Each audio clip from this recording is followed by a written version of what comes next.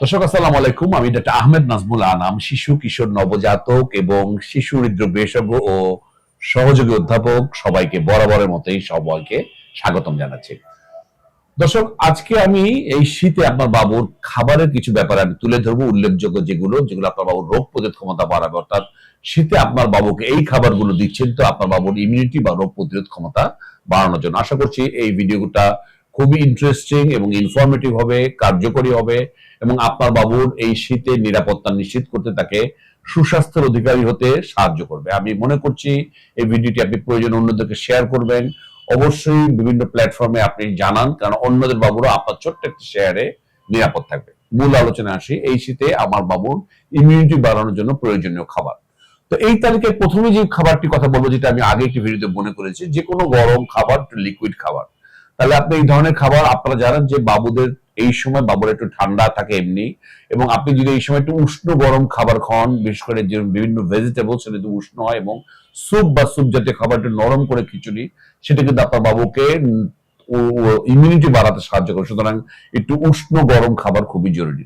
2 নম্বর যেটি আমি বলতে চাই সেটি হচ্ছে গিয়ে আমাদের বাবুদের বিভিন্ন রকম ফল, কমলা, মালটা এবং এই ধরনের যে ভিটামিন সি জাতীয় খাবারগুলো যদি আপনি আপনার বাবুকে দিতে পারেন, তাহলে কিন্তু আপনার বাবুর রোগ প্রতিরোধ ক্ষমতা বাড়বে। সুতরাং এই ব্যাপারটা আপনাকে খেয়াল রাখতে হবে যে আপনার বাবুকে এই সময় কমলা বা মালটা বা ভিটামিন সি জাতীয় খাবারগুলো আপনি যদি দেন, তাহলে সে ভালো থাকবে।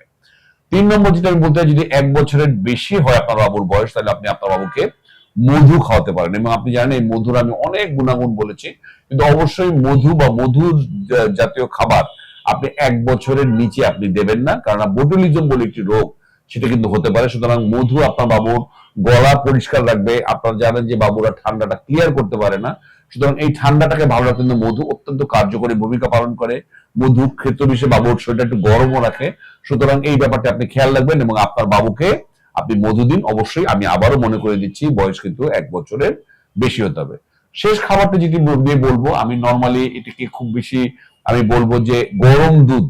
এই গরম দুধ বা দুধ দিয়ে আমি সবসময় বলি যে অযাচিত দুধ যাতে না খাওয়ানো হয়, কিন্তু এই শীতে কিন্তু প্রতিদিন যদি আপনি ওকে একটু গরম দুধ দিতে পারেন, এর ভিতরে সে প্রয়োজনীয় বিভিন্ন vitamins, minerals, anti inflammatory property এবং বিভিন্ন ধরনের রোগ প্রতিরোধ ক্ষমতা বাড়ানোর জন্য প্রোটিন, ভিটামিনস, ক্যালসিয়াম, মিনারেলস সবকিছু পাবে। তাহলে সুতরাং আপনার বাবুকে আপনি অবশ্যই এই শীতে প্রতিদিন একটু গরম দুধ আপনি যদি দেন, তাহলে বাবু প্রয়োজনীয় নিউট্রিশন পাবে এবং প্রয়োজনীয় নিউট্রিশন পেলে কিন্তু বাবুর রোগ প্রতিরোধ ক্ষমতা বাড়বে।